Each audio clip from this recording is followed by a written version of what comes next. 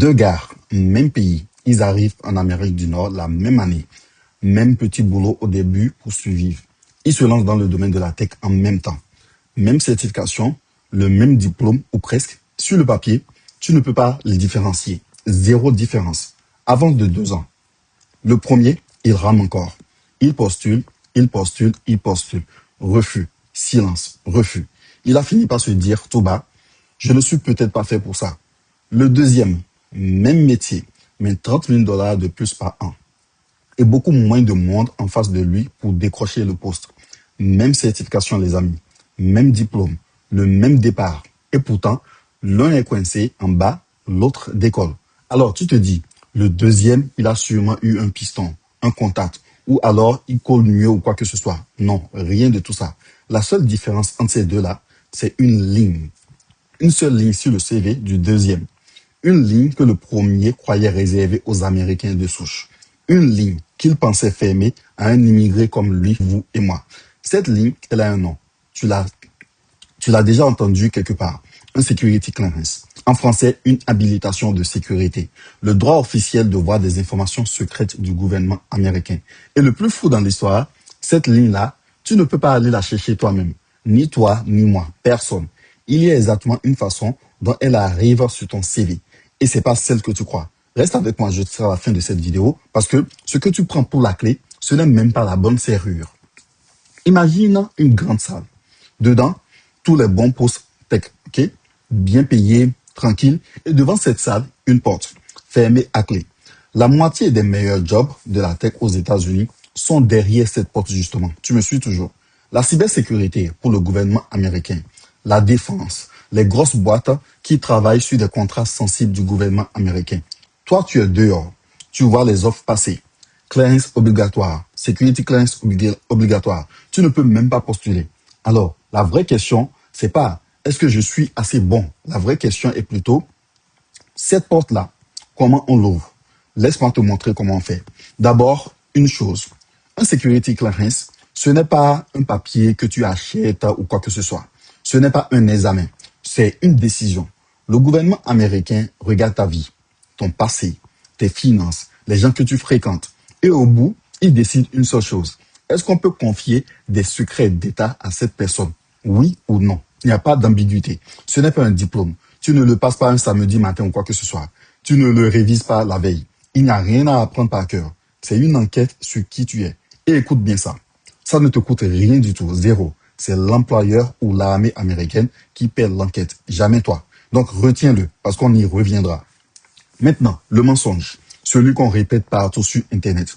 On te dit, va chercher ton security clearance, demande-le, ça booste ton CV. Sur les forums, sur Internet, un gars va te dire, remplis le formulaire, envoie-le et attends. Comme si c'était une demande de passeport.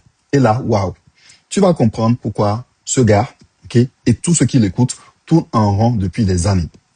Tu ne peux pas le demander, ok?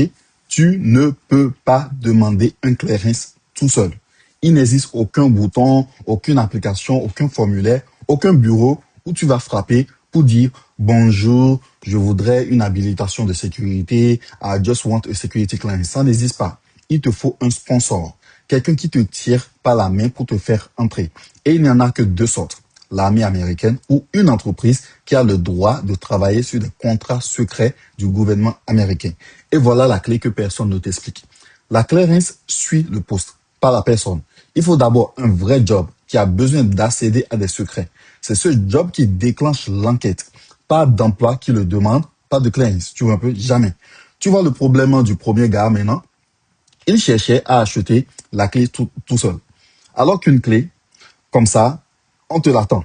On ne la prend pas. Tu vois un peu? Mais pour nous, les immigrés, il y a un mur avant même cette porte. Et je la connais. Je connais ce mur-là. Ok? Je l'ai touché de mes mains. Quand j'étais dans l'armée américaine, au début, j'avais ma green card, la carte verte, la carte de résidence. Le papier qui te laisse vivre et travailler ici, mais qui ne fait pas encore de toi un citoyen américain. J'ai voulu un métier dans la cybersécurité, un vrai métier. On m'a dit non. Pas parce que j'étais nul, parce que je n'étais pas citoyen américain. On m'a mis en logistique. J'ai géré le matériel. Un bon job, mais pas celui que je voulais. Donc à l'époque, ça m'a fait mal. Mais des années plus tard, j'ai compris la vraie leçon. Le mur, Ce n'était pas mon niveau. C'était un papier. La citoyenneté, elle est très importante. La vérité, voilà. Pour être éligible à un clearance, il faut presque toujours être citoyen américain. Au moment où je fais cette vidéo. C'est ça la vraie serrure. Pas tes certifications, pas ton diplôme, ton passeport, ok? Avec juste une green card, la porte reste toujours fermée. Tu peux travailler dans plein de boîtes, oui. Mais les postes qui demandent un security clearance, non. Pas encore. Et si tu deviens citoyen américain, naturalisé, comme moi par exemple, là, tu deviens éligible. La porte, elle va s'ouvrir pour toi. Mais sois honnête avec toi-même. Ton dossier sera regardé de plus près. D'où tu viens, ta famille, tes voyages, tes contacts à l'étranger, ainsi de suite. Ce n'est pas contre toi forcément. C'est la règle pour tout le monde qui a une vie à l'étranger. Tu réponds avec honnêteté et ça va passer. Donc, récapitulons dans ta tête. Il te faut la citoyenneté, ok? Il te faut un sponsor. Donc, deux conditions. La question maintenant, c'est celle-ci. Peut entrer. Il y a deux portes. Deux, pas 10, ok? La première, c'est l'armée américaine. Et c'est celle que moi, j'ai prise. L'armée peut t'ouvrir un chemin plus rapide vers la citoyenneté américaine.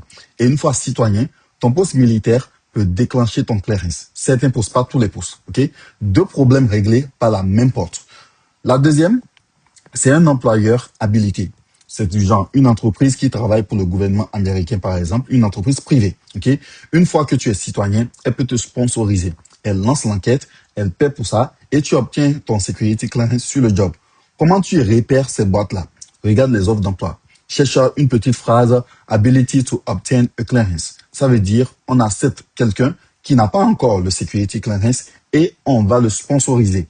Donc, c'est ton point d'entrée en quelque sorte pour ces entreprises privées qui travaillent pour le gouvernement américain. Maintenant, tu te demandes peut-être tout ça pourquoi? Est-ce que ça vaut vraiment le coup qu'on fouille dans ma vie, ainsi de suite? Ne me crois pas sur parole. Ouvre un site d'emploi. Tape Cyber Security Clearance. Puis tape le même job sans Security Clearance et compare les salaires. Compare ça, ok? Compare le nombre d'offres.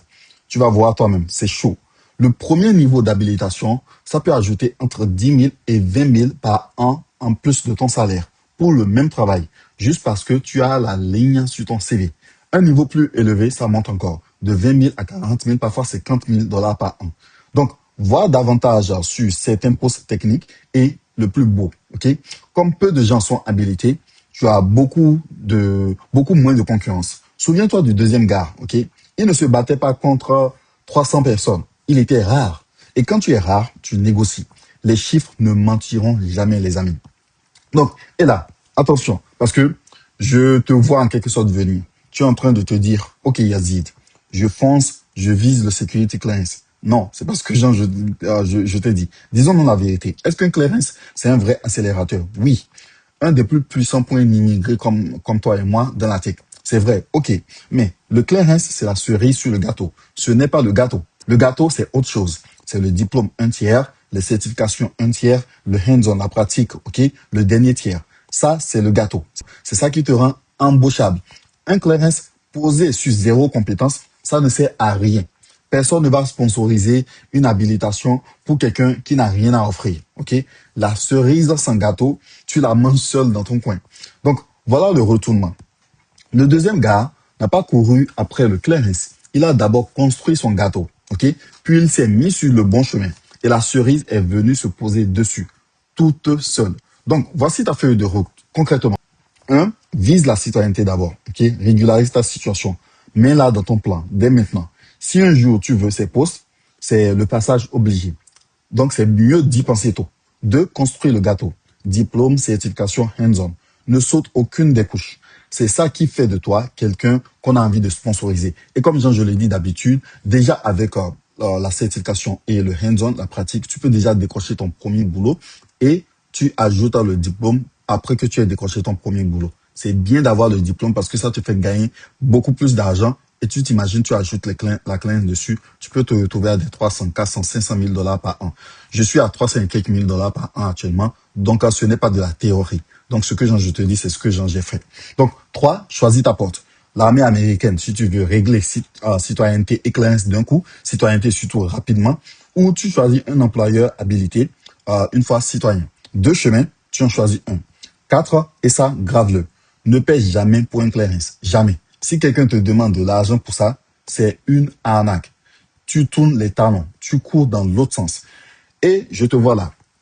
Toi, tu es peut-être en train de te dire, mais moi, je ne suis pas citoyen, c'est mort pour moi. Écoute-moi bien. Ce n'est pas mort. C'est juste pas pour tout de suite, c'est pas pour tout le monde pour le moment. Le premier gars aussi croyait que c'était mort. Et regarde où est le deuxième aujourd'hui. La seule différence entre ces deux personnes que je t'ai données en début de vidéo, c'est que l'une a arrêté de croire et l'autre s'est mis en chemin. L'armée américaine, c'est le chemin qui règle le plus de choses d'un coup pour un immigré ici aux États-Unis. La citoyenneté plus vite, un clair instant sur ton poste, des études payées, un salaire chaque mois pendant que tu construis tout ça, ainsi de suite. Il y a tellement d'avantages. Si tu veux qu'on construise ce chemin ensemble, étape par étape, je t'attends dans Military School. C'est là qu'on transforme le service militaire en carrière tech à haute valeur. Military School, le lien est dans la description ci-dessous. Rappelle-toi d'une chose. Tu n'étais pas du mauvais côté parce que tu n'es pas assez bon. Tu poussais juste une porte qui n'était pas la bonne porte pour toi avec une clé qui n'était pas la bonne. Donc, change de porte, trouve la bonne serrure et abonne-toi, ok? Pour ne pas rater la suite. Peace. I'm gone.